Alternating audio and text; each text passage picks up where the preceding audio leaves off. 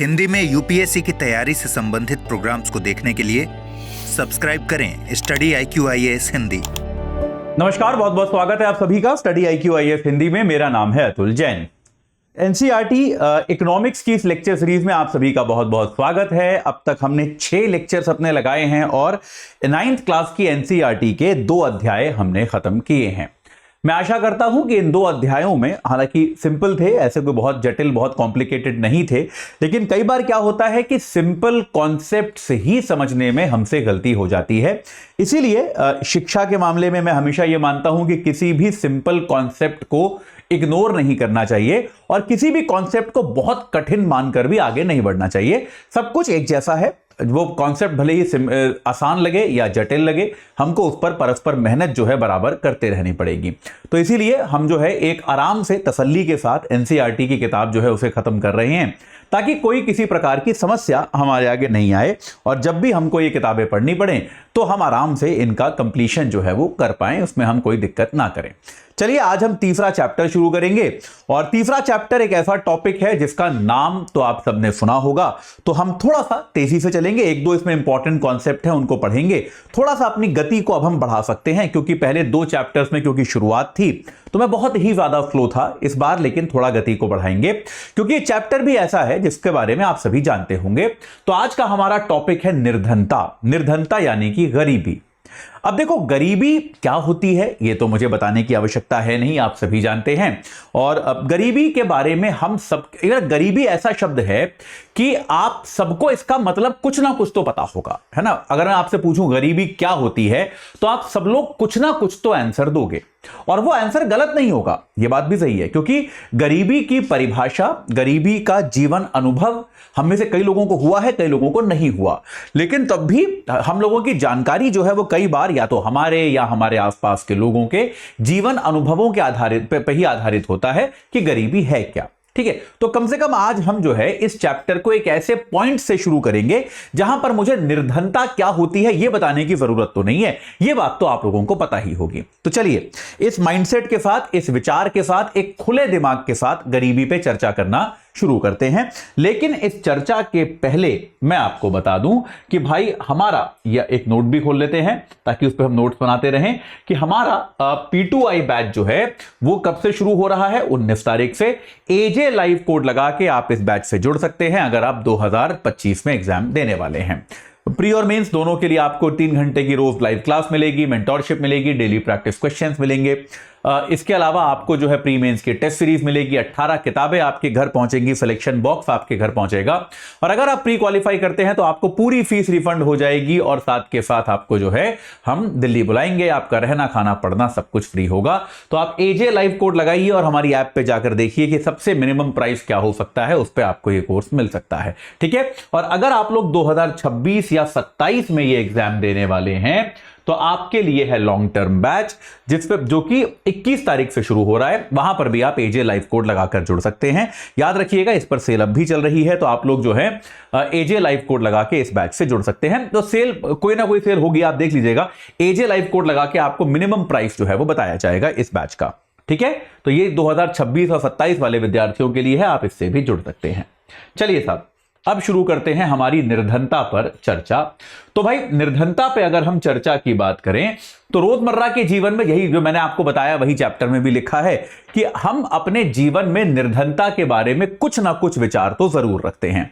ऐसा तो कोई व्यक्ति शायद ही होगा जो कहेगा कि निर्धनता क्या चीज होती है मेरे को पता नहीं। आप मुकेश अंबानी से भी पूछें तो वो खुद ऑब्वियसली बहुत धनवान हैं, लेकिन निर्धनता क्या होती है ये उन्हें पता जरूर होगा। उनका भी एक आइडिया होगा, एक परसेप्शन होगा कि निर्धनता क्या होती है, एक विचार उनका जरूर होगा।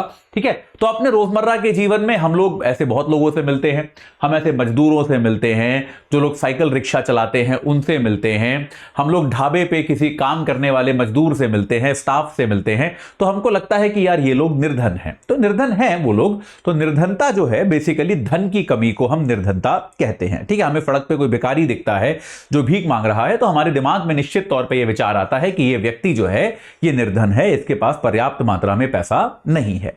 ठीक है, यह बात क्लियर है। तो भारत में 2011-12 में, मैं फिर से आपको बता दूं, ये आंकड़े बहुत पुराने हैं, तो एनसीईआरटी की किताबें समहाउ अपडेट होती हैं, आंकड़े ये लोग अपडेट करते नहीं, भगवान जाने क्यों, लेकिन आंकड़े बहुत पुराने हैं। उसका एक कारण यह भी है कि 2011 के बाद भारत में सेंसस नहीं हुआ, जनगणना नहीं हुई, हालांकि आर्थिक आंकड़े हमारे पास आते रहते हैं, तो इसीलिए इन आंकड़ों पर हम ज्यादा ध्यान नहीं देंगे, आंकड़ों को ऐसा रटने समझने की कोशिश नहीं करेंगे, बस एक पैटर्न देखेंगे और कुछ नहीं देखेंगे, क्योंकि आंकड़े बहुत 2011-12 यार, अब 2024 में बैठे हैं, 12 साल निकल गए यार।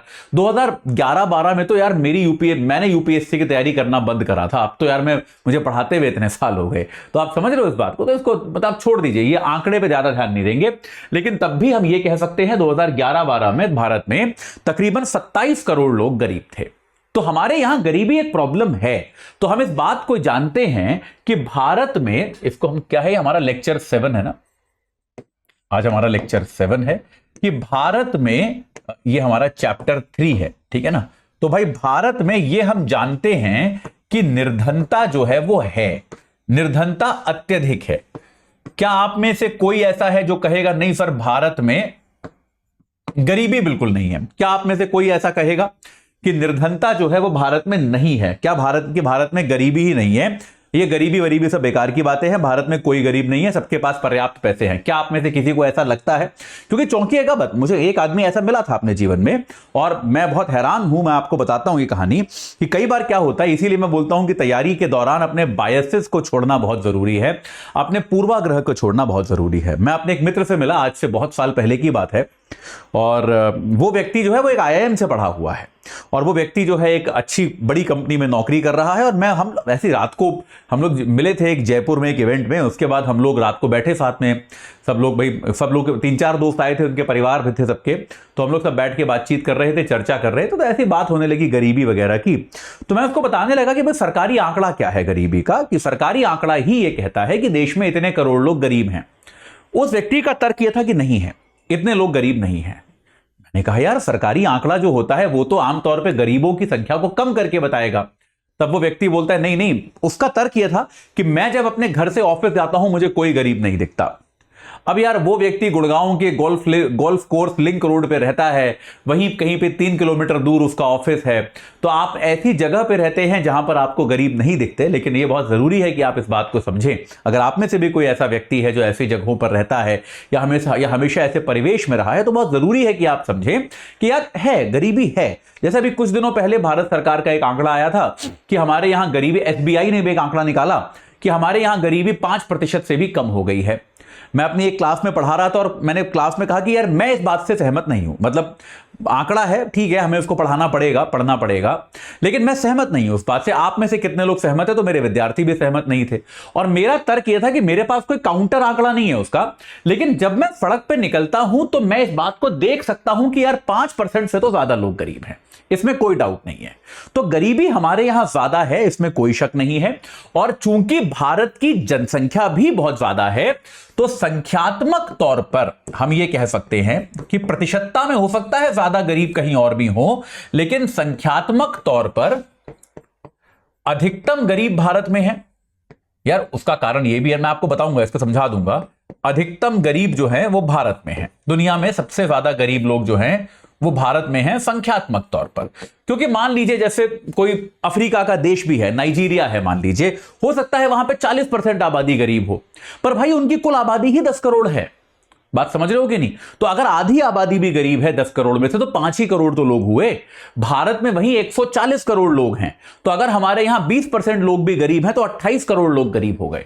तो संख्यात्मक तौर पर निश्चित तौर पर भारत में दुनिया में सबसे ज्यादा गरीब है, इस बात को आप नकार नहीं सकते। उसका कारण यह भी है कि हमारी आबादी बहुत ज्यादा है, ठीक है, लेकिन गरीबी जो है वो एक गंभीर समस्या है, इससे तो आप इनकार नहीं कर सकते। मेरे ख्याल से कोई भी नहीं कर सकता कि गरीबी हमारे देश की एक बहुत बड़ी विकट समस्या है। ठीक है साहब, चलिए यहां तक क्लियर है, कोई डाउट नहीं है, सिंपल सी बात थी, लेकिन यह तर्क को समझना आवश्यक है। अब गरीबी भी एक तरह की नहीं होती। जैसे ये आपको बताता है, किताब आपको एग्जाम्पल देती है, बहुत ही बच्चों वाले एग्जाम्पल है कि शहरी गरीब कौन होता है, आमतौर पर जो मजदूर है। भाई वो मजदूरी करता है रात दिन, तब भी वो महीने के मान लीजिए 2000 रुपए कमाता है, तो इससे वो अपने घर परिवार का खर्चा तो चला नहीं सकता। और इससे क्या होता है कि वो अपने बच्चों को स्कूल नहीं भेज सकता। बच्चे स्कूल नहीं जाएंगे तो हमने जो पिछले चैप्टर में पढ़ा, बच्चों का मानव संसाधन विकसित नहीं होगा। बच्चों को पौष्टिक खाना नहीं मिलेगा तो बच्चों का मानव संसाधन विकसित नहीं होगा और बच्चे भी गरीब रह जाएंगे। बात समझ रहे हो कि नहीं? इसको हम कहते हैं परपेचुएशन ऑफ पॉवर्टी। बात समझ रहे हो कि नहीं? कि कोई गरीब व्यक्ति अगर है, गरीबी किस तरह से परंपरागत बन जाती है। परंपरागत कैसे बन जाती है गरीबी, जनरेशनल कैसे बन जाती है? क्योंकि कोई व्यक्ति मान लीजिए गरीब है, तो गरीबी से क्या आती है? अशिक्षा आती है। गरीबी से और क्या आता है? कुपोषण आता है। इसमें तो कोई डाउट नहीं है। और इन दोनों चीजों से क्या आता है? खराब मानव संसाधन।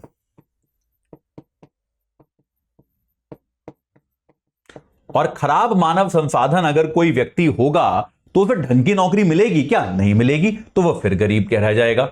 बात समझ रहे हो कि नहीं? मैं अगले पेज पर ढंग से ड्रॉ कर देता हूं उसको, ताकि आपको अच्छे से दिखाई दे कि कोई व्यक्ति अगर गरीब है तो गरीबी से क्या आएगी? अशिक्षा आएगी। भाई वो पढ़ाएगा कैसे अपने बच्चों को यार?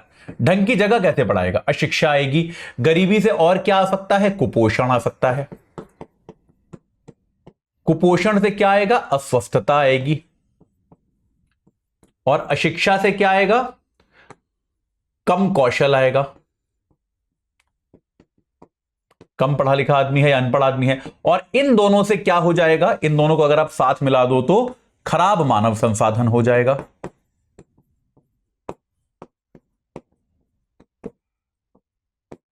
और खराब मानव संसाधन है तो वो गरीब ही रह जाएगा।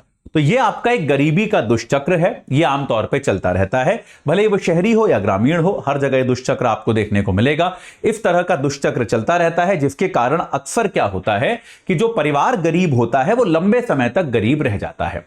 इसीलिए मैं आपसे कई बार कहता हूं कि शिक्षा भारत में जो है, कई बार आपको दिखेगा गरीब परिवार का बच्चा था, पढ़ लिख के आईएएस बन गया।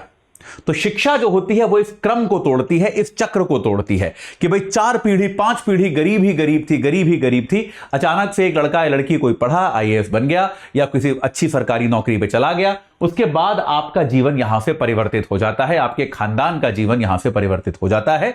तो भाई शिक्षा जो है वो न सिर्फ आपका जीवन सुधारती है, आपके आने वाले पीढ़ियों का भी जीवन सुधार सकती है। तो भगवान के लिए पढ़ लो, बार बार यही बोलता हूं, ठीक है? चलो अपने आने वाले पीढ़ियों के लिए पढ़ लो, पढ़ाई बहुत काम आने वाली है। चलिए, तो शहरी निर्धनता हो गई और ग्रामीण निर्धनता हो गई, ये आप लोग जानते हैं। तो भाई ग्रामीण निर्धनता, इसमें आप देखिए फैक्टर्स देख सकते हैं आप कि भूमिहीनता से कहां की निर्धनता आएगी? आमतौर पे ग्रामीण निर्धनता आएगी कि व्यक्ति के पास अपनी जमीन नहीं है तो कमाई नहीं है। बेरोजगारी आमतौर पे शहरी निर्धनता का कारण होती है। परिवार का आकार दोनों जगह हो सकता है कि भाई आपके पास कमाई ज्यादा है नहीं लेकिन आपके बच्चे बहुत सारे हैं। परिवार का आकार जो है वो आमतौर पर दोनों जगह पे हो सकता है। निरक्षरता आप जानते ही हैं, खराब स्वास्थ्य, बाल श्रम से क्या फर्क पड़ेगा? अरे बच्चा अगर मजदूरी करेगा तो पढ़ाई कब करेगा?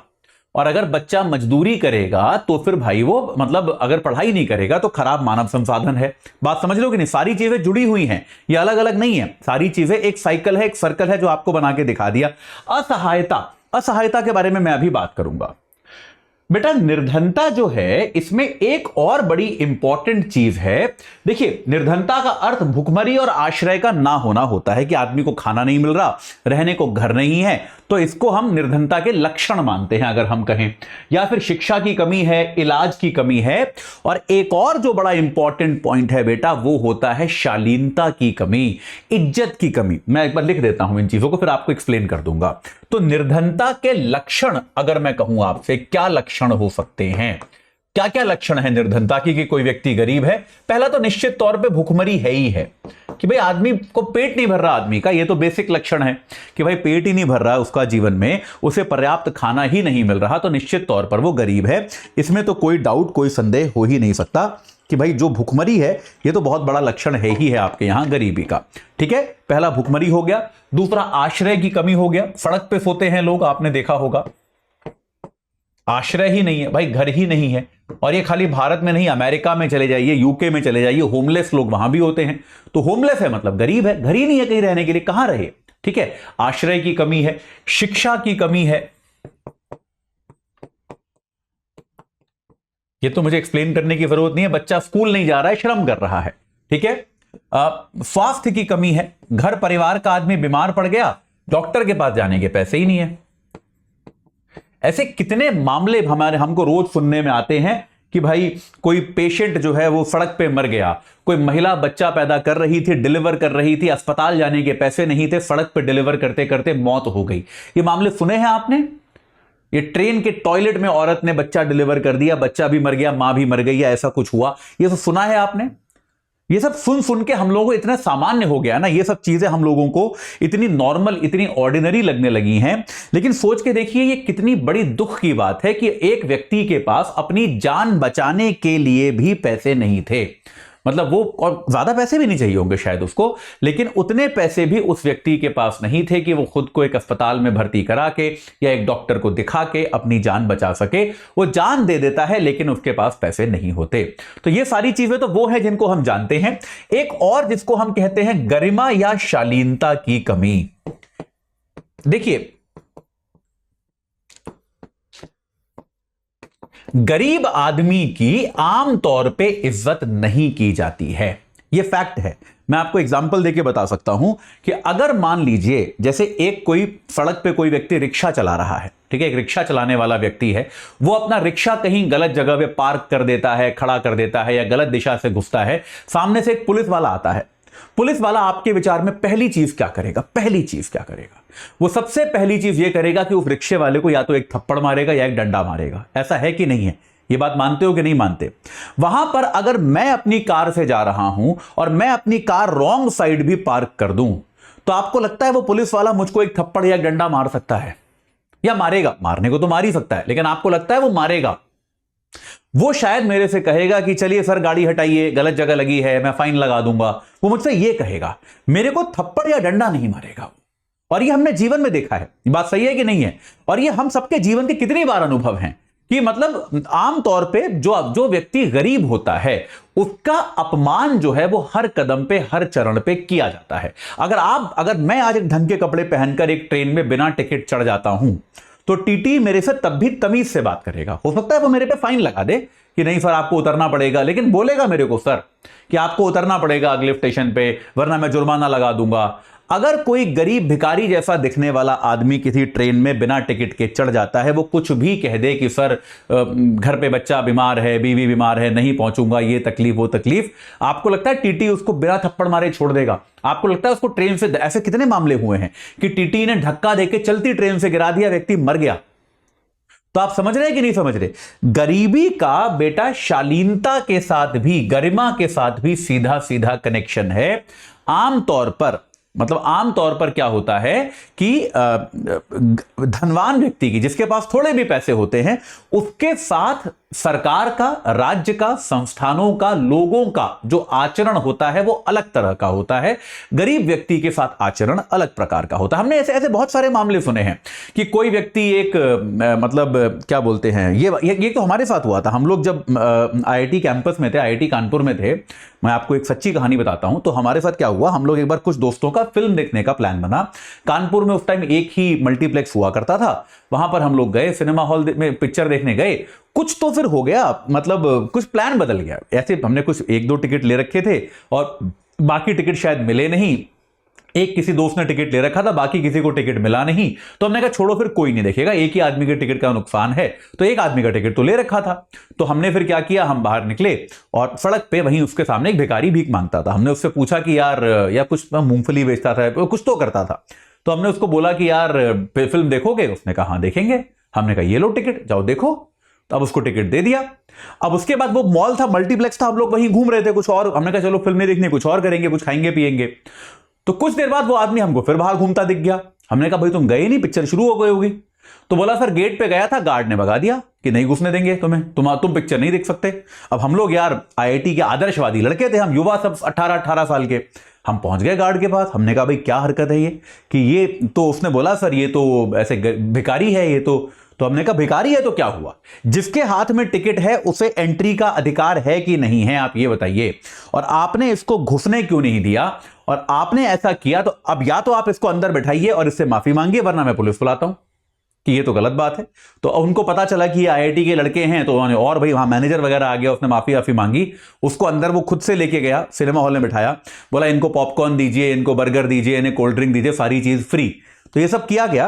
लेकिन आप समझ रहे हैं कि ये एक अलग काम है, लेकिन उसको क्यों रोका गया, क्योंकि वो देखने से गरीब लग रहा था, यही कारण था। तो एक जो निर्धन व्यक्ति पर शालीनता की कमी होती है, ये एक जो गरिमा की कमी होती है, ये भी एक बहुत बड़ी समस्या है जो गरीबी के साथ अटैच्ड है, गरीबी के साथ जुड़ी हुई है। ये बात क्लियर हो गई। ये निर्धनता के कुछ प्रमुख लक्षण हैं। कई बार यूपीएससी इस तरह के सिंपल से सवाल पूछ लेती है और विद्यार्थी बोलते हैं ये पता नहीं कहां से पूछ लिया, यही से आता है, सब एनसीईआरटी से आता है इस तरह का सवाल, एकदम बेसिक सा। ठीक है, अच्छा, तो अभी तक हम देखिए लोगों को गरीबी से बाहर निकालना सरकार की हमेशा सबसे बड़ी चुनौती रही है।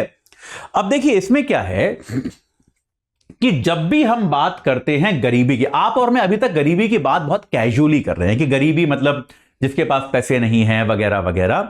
लेकिन जब सरकार को नीति बनानी है, भाई अभी तक तो क्या है हम कैजुअली बात कर रहे हैं। जैसे आप ऐसा समझ लीजिए कि आप पढ़ने में कैसे हो, अगर मैं ये कह रहा हूं तो आप कह रहे हो सर मैं अच्छा हूं पढ़ने में या एवरेज हूं पढ़ने में, चलिए ये जनरल बातचीत में तो ठीक है।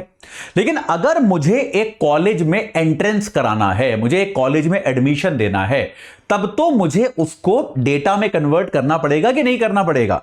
आप ये कहते हो कि आप पढ़ने में अच्छे हो, तो क्या पढ़ने में अच्छे होना काफी है? पढ़ने में अच्छे होना क्या ये एक अपने आप में पर्याप्त लक्षण है कि आपको मैं कॉलेज में एडमिशन दे दूं? शायद नहीं है। मुझे और आंकड़ा चाहिए इसके लिए। तो मैं क्या कहूंगा कि नंबर बताओ, मैथ में कितने नंबर आए थे, हिंदी में कितने नंबर आए थे, इंग्लिश में कितने नंबर आए थे, साइंस में कितने नंबर आए थे। तो आप समझ रहे हो कि नहीं, जीवन में डेटा की आवश्यकता हमको पड़ती है जब हमें महत्वपूर्ण निर्णय लेने होते हैं। निर्णय नहीं लेने इंपॉर्टेंट तो डेटा की कोई खास जरूरत है नहीं। तो आप और मैं जब गरीबी की चर्चा कर रहे हैं हम तो ऐसे भी कर सकते हैं। लेकिन अगर सरकार को नीति बनानी है तो सरकार को नीति बनाने के लिए तो कुछ पैरामीटर चुनने पड़ेंगे ना, कि यार गरीब कौन है, कितना है, उसके पास कौन सी चीज की कमी है, कि कोई व्यक्ति जो है वो गरीब हम कैसे नापेंगे, ये सरकार को आंकड़ा चाहिए। तो आमतौर पर बेटा क्या होता है कि सबसे अगर हम गरीबी के मापन के तरीके देखें, क्या हो गया भाई, हां, अगर हम मापन के तरीके देखें तो मापन के तरीकों में सबसे ऑब्वियस तरीका क्या है? आय, कि भाई जिसकी इनकम कम है, आमदनी कम है, वो गरीब है। तो सबसे ऑब्वियस तरीका तो आय है, और आय से ही जुड़ी एक चीज है उपभोग। उपभोग मतलब आदमी खर्च कितना करता है, महीने में आप कितना खर्चा कर लेते हो, कि भाई मेरी आय है 10,000 रुपए, मैं महीने में 8,000 रुपए का खर्चा करता हूं उपभोग पे। खर्चा मतलब इन्वेस्टमेंट नहीं, उपभोग, कि मैं खाना खाता हूं, कपड़े खरीदता हूं, जूते खरीदता हूं, शिक्षा पे खर्च करता हूं, स्वास्थ्य पे खर्च करता हूं, मनोरंजन पे खर्च करता हूं, उपभोग। तो आमतौर पे क्लासिक इकोनॉमिक्स में, जो क्लासिकल इकोनॉमिक्स है, उसमें गरीबी को नापने के ये एकदम परंपरागत तरीके हैं कि आय और उपभोग, कि व्यक्ति जो है वो कितने पैसे कमा लेता है और कमाने के साथ वो उसमें से कितने का कंजम्पशन कर लेता है, कितने पैसे का उपभोग कर लेता है। ठीक है, ये तो परंपरागत तरीके हैं। लेकिन जैसे जैसे इकोनॉमिक्स का एक विषय के तौर पे विकास हुआ, और जो आपको मैं P2I बैचेस में या फिर रमेश सिंह वाले बैचेस में मैंने पढ़ाया है, जैसे जैसे ह्यूमन इकोनॉमिक्स का विकास हुआ, एक मानवीय अर्थव्यवस्था का विकास हुआ, वैसे वैसे हमको जो है इसमें एक नई चीज और समझ में आई कि कुछ और तरीके भी हो सकते हैं। आइए पहले किताब में देखते हैं क्या लिखा है आपकी पुस्तक ने, क्योंकि उसके बियॉन्ड नहीं पढ़ाना चाहता मैं आपको बहुत ज्यादा इन क्लासेस में। तो यहां पर क्या हुआ, अब जैसे तो पहले तो आय और उपभोग तो सूचक थे ही थे, लेकिन अब निरक्षरता, कुपोषण, प्रतिरोधक क्षमता की कमी, स्वास्थ्य की कमी, रोजगार की कमी, पेयजल की कमी, स्वच्छता की कमी वगैरह वगैरह, यानी कि आपने क्या किया, दुनिया भर के सामाजिक सूचकांक भी बना लिए कि अगर व्यक्ति की आय है भी या नहीं है, उसके अलावा भी हम क्या करें, कई सारी चीजें हम निकाल लें। जैसे सामाजिक सूचकांक में क्या हो गया, आपको मैंने क्या बताया, एक तो साक्षरता कि साक्षरता है कि नहीं है, ठीक है, संपत्ति कि व्यक्ति के पास जो है ऑटोमोबाइल कोई है कि नहीं, ट्रैक्टर है कि नहीं, कार है कि नहीं, साइकिल है कि नहीं, ठीक है। इसके अलावा स्वास्थ्य, स्वच्छता, टॉयलेट घर में बना है कि नहीं बना। आजकल भारत सरकार एक और चीज पे जोर दे रही है, वो है बैंकिंग, कि बैंक अकाउंट घर में किसी का है कि नहीं है, वगैरह वगैरह। इस तरह के सामाजिक सूचकांक, ये आदि है, याद रखिएगा, और भी हो सकते हैं ये। तो इस तरह पोषण एक बहुत इंपॉर्टेंट है, यहां मैंने लिखा नहीं कि भाई पर्याप्त अच्छा भोजन मिल रहा है कि नहीं। केवल भोजन मतलब ये नहीं कि पेट भर गया, ऐसा भोजन जो आपके विकास में, आपके शरीर को तंदुरुस्त रखने के लिए सहायक हो, ऐसा भोजन मिला कि नहीं मिला। तो ये सारी चीजें जो हैं, इनका भी मापन जो है वो आवश्यक है। तो ये एक सामाजिक सूचकांक के जरिए भी आप इसको नाप सकते हैं। तो मापन के ये कुछ क्लासिक तरीके हैं। एक क्लासिक तरीका तो आय और उपभोग, तो ऑब्वियस तरीका है। इसके अलावा सामाजिक सूचकांक भी इसके होते हैं, ठीक है। ये बात क्लियर हो गई, इसमें तो कोई खास दिक्कत नहीं है। ये सुनने में आसान लग रहा है, लेकिन आप देखेंगे कि बहुत समस्या वाली चीजें होती हैं कई बार ये। अच्छा, इसमें दो छोटे छोटे कॉन्सेप्ट इन्होंने बॉक्सेस में दिए हैं। एक है सामाजिक अपवर्जन यानी कि सोशल एक्सक्लूजन, और दूसरी है असुरक्षा यानी कि आपका जो है रिस्क ऑफ बीइंग पुअर। आपको बता देता हूं, पहला है सामाजिक अपवर्जन। सामाजिक अपवर्जन यानी कि सोशल एक्सक्लूजन बेटा क्या होता है, जहां पर आप व्यक्ति को, निर्धन व्यक्ति को आप सामाजिक तौर पर अलग रखते हो। इसमें क्या होता है कि गरीब आदमी को आप अमीर लोगों के साथ या कम गरीब लोगों के साथ मिलने जुलने नहीं देते, उनको सामाजिक तौर पर एक अलग वर्ग की तरह माना जाता है। इसको हम कहते हैं सामाजिक अपवर्जन, जहां पर गरीबों के साथ भेदभाव किया जाता है। आपको बताया तो आपकी किताब में क्या लिखा है। इस अवधारणा के अनुसार निर्धनता को इस संदर्भ में देखा जाना चाहिए कि निर्धनों को बेहतर माहौल और अधिक अच्छे वातावरण में रहने वाले संपन्न लोगों की सामाजिक समता से अपवर्जित रहकर, कितने लंबे सेंटेंस लिखते हैं यार ये लोग, केवल निकृष्ट वातावरण में दूसरे निर्धनों के साथ रहना पड़ता है। कि निर्धन व्यक्ति जो है, आपने देखा होगा इस तरह की चीजें होती हैं, आपके शहरों में इस तरह की चीजें होती हैं। एक अच्छा इलीट मोहल्ला है, बड़े, वहां पे अचानक कोई छोटा घर या कोई गरीब आदमी आके रहने लगता है तो कोई उससे बात नहीं करता। आपने देखा होगा, कोई उससे ज्यादा बातचीत नहीं करता, कोई उससे संबंध बनाकर नहीं रखता, उसके साथ ज्यादा मिलना जुलना नहीं रखते लोग, ये आपने अक्सर देखा होगा। तो क्या है, क्योंकि ये एक प्रकार का सामाजिक अपवर्जन है कि उसको आप सोशली एक्सक्लूड कर रहे हैं। ये सामाजिक अपवर्जन क्या है, ये निर्धनता का कारण और परिणाम दोनों है, ठीक है। कैसे भाई, सामाजिक अपवर्जन क्या है, गरीबों को अलग थलग रखना, गरीबों को अलग थलग रखना, कि उनको अपने साथ मिलने नहीं देना है, ठीक है। और इससे क्या है भाई, ये एक तो निर्धनता का कारण है क्योंकि वो गरीब है तो उसको अपने से दूर रखो, और परिणाम क्यों है कि अगर वो आपके साथ रहेगा तो भाई आपके साथ मिलेगा जुलेगा, आपके बच्चों से चार नई चीजें सीखेगा, उसके बच्चे आपके बच्चों से सीखेंगे, तो हो सकता है कि उसका जीवन बेहतर हो। लेकिन अगर कोई व्यक्ति गरीबों के ही बीच में रहेगा तो ऐसे में उसका परिवेश भी अस्वस्थ है, जो स्पष्ट नहीं है। मैं आपको एक एग्जांपल देता हूं अपनी बिल्डिंग से। तो मैं जहां मुंबई में रहता हूं, यहां पर ये एक बड़ा सा कॉम्प्लेक्स है, यहां पर कुछ 25-30 टावर्स हैं, सब 25-25 20-20 फ्लोर के टावर्स हैं। और नेचुरली आप सोच सकते हैं कि भाई हर फ्लोर पे अगर 7-8 घर मान लो तो एक बिल्डिंग में कुछ 300-400 मकान हैं, फ्लैट्स हैं, और ऐसी 20 बिल्डिंग है तो 5-6 हजार मकान यहां पर हैं, बड़ा कॉम्प्लेक्स है। तो यहां पर बहुत सारी मेड्स आती हैं। मेड समझते हो, जो हाउस होल्ड हेल्प होती हैं, घर में झाड़ू पोछा, बर्तन, खाना बनाना वगैरह, ये वाले काम करने के लिए महिलाएं आती हैं। तो यार अपनी बिल्डिंग में आप, मैं हमेशा बोलता हूं, आधी अर्थशास्त्र आधी सोशियोलॉजी आप अगर अपनी बिल्डिंग के व्हाट्सएप ग्रुप देख लो ना, उससे समझ में आ जाता है। तो भाई मैं तो सोशियोलॉजी तो आप पूरी अपनी बिल्डिंग के व्हाट्सएप ग्रुप पे पढ़ सकते हो, कहीं और पढ़ने की जरूरत नहीं है। तो भाई लोग ये चाहते हैं कि मेड आपके घर पे आए, क्योंकि सबको चाहिए भाई, अपने घर में काम कौन करेगा, सब नौकरी करते हैं, वर्किंग प्रोफेशनल्स हैं, किसी के पास टाइम नहीं है, तो आपको लोग तो चाहिए। लेकिन आप ये चाहते हो कि वो आपके घर में काम करे और फिर तुरंत चली जाए आपकी बिल्डिंग से बाहर। मुझे याद है कि हमारी सोसाइटी में यहां पर एक बार ये विवाद हुआ था। अब जैसे क्या होता है, एक मेड मान लीजिए एक घर में 8 बजे आती है, दूसरे घर में 9:30 बजे आती है, तो आधे घंटे का गैप है, तो आधे घंटे गार्डन में जाके बैठ जाती है, आधे घंटे क्या करेगी वो, आपके यहां काम खत्म हो गया, आधा घंटा गार्डन में बैठी है, फिर आधा घंटा गार्डन में बैठ के फिर चली जाती है अगले घर में, कोई बुराई नहीं है, कोई समस्या नहीं है। भाई साहब, इस चीज पे लोगों को इतनी आपत्ति है हमारी बिल्डिंग में कि ये मेड जो है ये गार्डन में क्यों बैठती हैं आके, गार्डन तो हमारे लिए है। तो भाई वो कहां बैठे, मतलब अब क्या किया जाए, लोगों को कैसे सुधारा जाए। लेकिन आप समझ रहे हैं, यहां पे सोच समझिए, सोच क्या है, सामाजिक अपवर्जन की सोच है कि ये तो हमारा इलाका है, यहां तो हम लोग घूमते हैं, ये क्यों आकर बैठ गई यहां पर, जबकि वो कुछ कर नहीं रही, आके बैठी है यार, वो आराम से फोन पे अपने परिवारजनों से बात कर रही है, जो भी करना है कर रही है, आपको तो परेशान नहीं कर रही, लेकिन आपको इससे आपत्ति है। इस पे लंबे लंबे मैसेज लोग लिख रहे हैं कि ये यहां क्यों बैठे रहते हैं, हमारे यहां का माहौल खराब कर रहे हैं। एक महिला जो है वो बैठी हुई है, जो आपके ही घर में काम करती है, उसके बैठने से कैसे माहौल खराब हो रहा है यार आपका। लेकिन आप समझ रहे हो, यह सामाजिक अपवर्जन है, और यह सामाजिक अपवर्जन जो है, इससे क्या होता है, यह गरीबी का परिणाम है और कई बार गरीबी का कारण भी बन जाता है। यह गरीबी का परिणाम भी है और कारण दोनों है, क्योंकि इससे क्या होता है, वो तो उसको कहां जाके रहना पड़ेगा हमेशा, वो अगर चाहे भी तो उसको यहां कोई रहने नहीं देगा, उसे कहां जाके रहना पड़ेगा, जहां पर सब गरीब लोग रहते हैं, जहां पे टॉयलेट नहीं है, जहां पे पानी नहीं आता।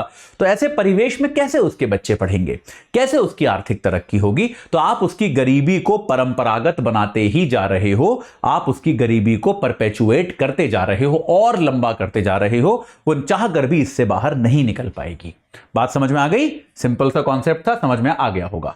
चलिए, एक और चीज जो है वो है असुरक्षा। असुरक्षा का मतलब यह है बेटा कि गरीब तो सभी खतरे में है, बात सही है, गरीब तो जो हैं वो हैं, लेकिन कई सारे वर्ग हमारे समाज में ऐसे हैं जिन पर गरीब होने का खतरा ज्यादा है, जो हो सकता है अभी गरीब ना हो।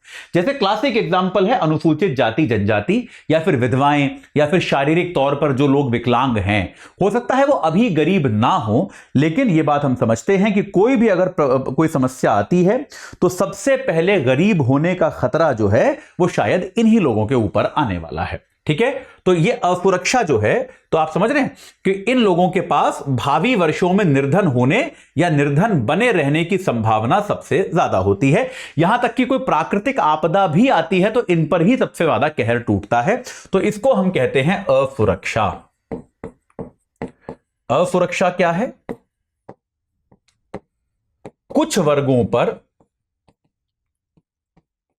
अधिक खतरा, गरीबी का, अभी गरीब हो जाने का या गरीब बने रहने का अधिक खतरा जो होता है, इसको हम कहते हैं असुरक्षा। इसमें आमतौर पे शेड्यूल कास्ट, शेड्यूल ट्राइब, महिलाएं, बच्चे, विधवाएं, विकलांग, ये सब लोग जो हैं वो आमतौर पे इस कैटेगरी में आते हैं। ठीक है जी, चलिए, तो आज के लिए इतना ही। बाकी जो इस चैप्टर का बचा हुआ हिस्सा है, कोशिश करेंगे कि अगली क्लास में खत्म कर पाएं। अगर नहीं कर पाएंगे तो 2 क्लास में कर लेंगे, लेकिन इसको, क्योंकि ये चैप्टर बहुत इंपॉर्टेंट है, जब भी आप यूपीएससी की तैयारी करोगे हार्डकोर तरीके से, तब भी आपको इस चैप्टर को पढ़ना ही पड़ेगा। तो इसमें हम कोने नहीं काटेंगे, इसको एकदम पूरी तरह से करेंगे। गरीबी बहुत इंपॉर्टेंट चैप्टर है, सामाजिक एक नीति के तौर पर भी गरीबी बेहद ज्यादा जरूरी है। ठीक है, इसको समझ में आना, ये हमारे समझ में आए, ये बहुत आवश्यक है। चलिए, अब जाते जाते आपको फिर से बता दूं कि हमारा लॉन्ग टर्म बैच जो है बेटा वो 21 तारीख को शुरू हो रहा है, तो कृपया उससे जुड़ जाइए। एजे लाइव कोड लगाइए हमारी ऐप पे जाके, वहां देखिए आपको 30 से 33 हजार के बीच में कुछ दाम मिल जाएगा। 2025 में आपको हम इसमें क्या करेंगे, 2025 तक आपको बेसिक तैयारी कराएंगे और उसके बाद जो है आपको एडवांस लेवल की तैयारी हम कराएंगे, ताकि आपको गति से कोई समस्या नहीं हो। तो एजे लाइव कोड लगाकर तुरंत जुड़िए, अपनी तैयारी को सही आकार प्रदान कीजिए। और अगर आप लोग आप में से कोई 2024 वाला भी अभ्यर्थी, 25 वाला माफ कीजिएगा, 24 तो अभी चल ही रहा है, 25 वाला अभ्यर्थी भी है, तो आप जो है एजे लाइव कोड लगा के हमारे प्रतिज्ञा 2.0 बैच से भी जुड़ सकते हैं। यह बैच जो है ये 19 तारीख से शुरू हो रहा है। आपको एजे लाइव कोड यहां पर भी लगाना है न्यूनतम दाम प्राप्त करने के लिए। ठीक है, चलिए, तो अभी के लिए इतना ही। बाकी आपसे एनसीईआरटी के इसी चैप्टर का अगला अंश लेकर जल्दी ही मिलूंगा। इस क्लास से जुड़ने के लिए आप सभी का बहुत बहुत धन्यवाद। हिंदी में यूपीएससी की तैयारी से संबंधित प्रोग्राम्स को देखने के लिए सब्सक्राइब करें स्टडी IQ IAS हिंदी।